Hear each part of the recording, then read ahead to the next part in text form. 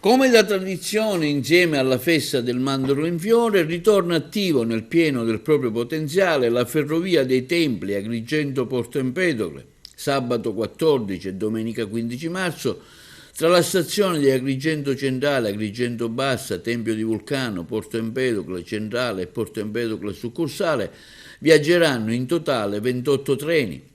Quello che potrebbe e dovrebbe essere, a nostro avviso, si legge nella nota di Ferrovie Caos, il servizio ottimale sulla linea Agrigento-Porto Empedocle, con corse continue tra il capoluogo, la Valle dei Templi e il porto, risolvendo per sempre i problemi di mobilità locale.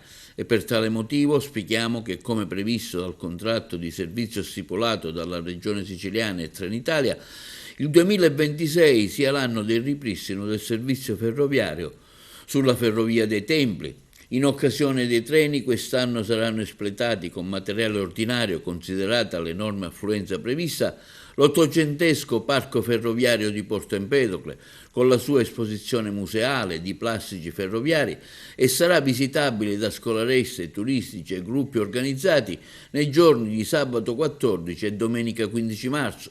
In particolare, sabato 14, l'offerta ferroviaria è prioritariamente dedicata alle scuole e alle comitive.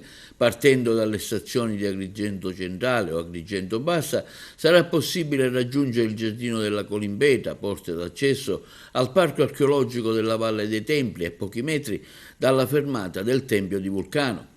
Per le classi scolastiche che volessero organizzare delle visite guidate all'interno del giardino è prevista una tariffa agevolata pari a 4 euro e partecipare con gratuità per un accompagnatore per ciascuna classe. Per informazioni e prenotazioni è possibile contattare direttamente il Giardino della Colimbetra.